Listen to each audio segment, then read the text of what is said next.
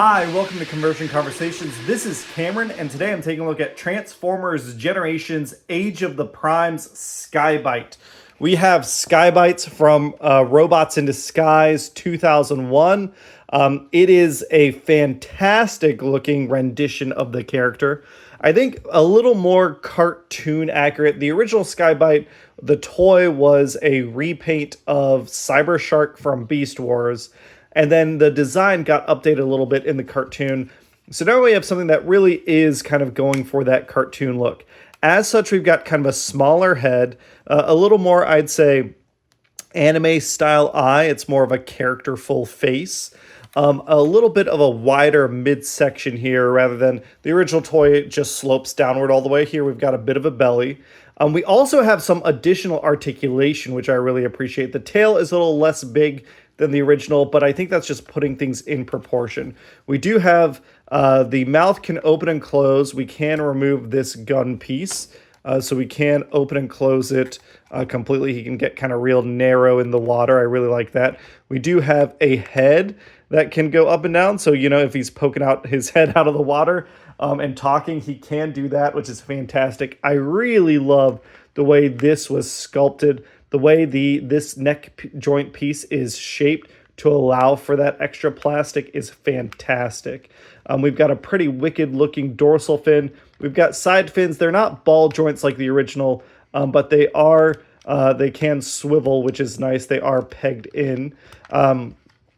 We also have tail articulation, which the original didn't have. The fact that the tail can move side to side is fantastic. It can't really twist. It is both arms put together similar to the original, but the fact that they added a joint to allow for him to kind of swim through the ocean is really, really cool. This is a fantastic little toy. In fact, we can do a comparison. Here is my original Robots in Disguise, Car Robots Sky-Byte. So you can see how things look together here. Obviously, an older toy. It doesn't have quite the tightness of the original. But you can see where the size is about the same. But we do have, obviously, like a bigger head than the original, if we kind of compare them here. But you can see what I mean, like the Cyber Shark eye versus the Sky-Byte eye. This is a little focused, a little more like lifelike, I think. Not lifelike as in realistic, but lifelike as in it has life to it. We do have, I think, less prominent deco because this is looking to be a little more accurate to the cartoon. So some of these colors and exposed greebling detail are missing. Obviously, we don't have the vac chrome that the original did. But yeah, I think they make great companion pieces together. I do not have the Thrilling 30 Sky-Byte. That one never really interested me. It's a great rendition of the Sky-Byte from the IDW comics, and that's a fun character, but it just didn't do much for me. But it is cool to see kind of these two guys next to each other.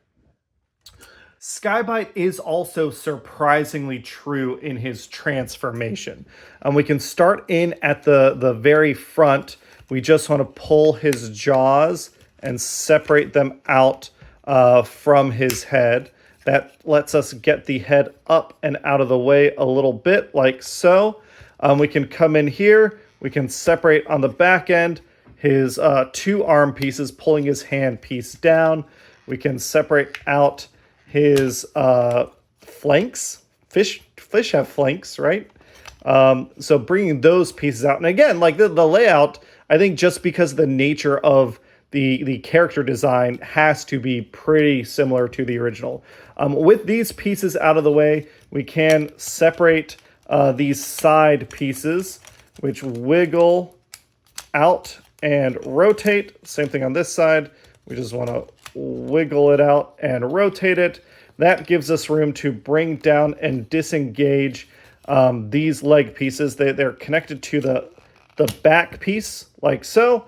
And then the legs are also double tabbed together. He's very solid in shark mode, which I appreciate. But we can, there we go, bringing those down and then locking the legs in place here, splitting out the feet, just like so. With all that mess out of the way, we want to get his arms down, and they're on little bars that'll rotate and connect pretty cleanly. Same thing on this side. It'll rotate down. We just push it back, connects pretty cleanly. That piece is actually the first time that has happened to me. I'm a bit surprised that it has stayed on. It's just pegged in. Pretty simple to peg back in. We can come in, and on the chest you can see there's a tab and a slot to lock things in place, as I am kind of ham-fisting this, aren't I? Letting his armature come in and then bringing down his back lets us get sideswipe Sky-Byte exactly where we need him to be. His back can kind of compress on itself. These pieces can fold in on themselves nicely. We'll grab his shoulder piece. Just pop that shoulder piece back in neatly, or attempt to while you're looking at it through a camera. There we go. His back, the two tabs that connected to these slots back here connect in on his back. If they haven't already, we can just pop those in. And we got to bring our camera up. We'll put his little gun in his hand first. And flip out his little fin hand. Here is Sky-Byte and robot mode, and he looks fantastic. This, where Thrilling 30 was kind of a reimagining of Sky-Byte, which I do appreciate. Maybe I should get that Thrilling 30 toy. Here is Sky-Byte from Robots in Disguise being even more anime accurate. The colors in alt mode were great. They're even better here. I really like how vibrant the blue is, how solid the black is, how shiny the silver is. On his chest, he's got a nice pearlescent white that's picked out in really nice shiny silver paint, some vibrant red paint, some nice, I like the matte of this blue section, and then he doesn't have his like Insecticon symbol, but that's because he didn't in the cartoon. That is a fantastic head sculpt with a nice big fin. I really like that. I think proportionally he's like 99% of the way there. The things that they couldn't do just can't be fixed without magic. His shoulder pieces need to be a little smaller. Maybe they could have folded in on themselves on extra joints.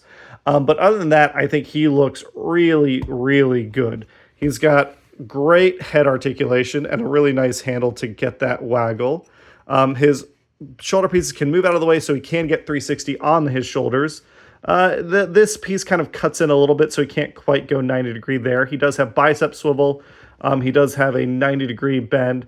He unfortunately has this like empty spot, but you can like flip it around. If you have it the right way, then it kind of hides it on the inside of his arm.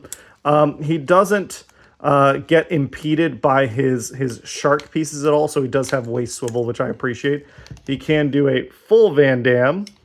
He can kick up 90 degrees-ish, kick back that far, thigh swivel, a nice deep knee bend, and then he does have ankle tilt. So Sky-Byte can get pretty damn dynamic in his poses. You know, he's out there causing trouble, but being stylish while he does it. I really, really like this toy. Comparing it to the original, we can see just how much the proportions have been improved from the new toy from the original. Both of them, I think, are really fun toys. This guy obviously has blaster features. He has the chrome. There's some additional play pattern here. If you want like a modern Sky-Byte, this is the way to go. He's fantastic. He's a great Voyager. I highly, highly recommend him. In fact, I like him so much, I think I'm going to keep him. I might end up doing a giveaway for this guy. I'm not sure yet. I got to figure it out. But this is just a fantastic toy. Sky-Byte is a great Voyager. And a great way to end Wave 2 of Transformers Age of the Primes. Thanks everybody for watching. Catch you all on the next one. Bye!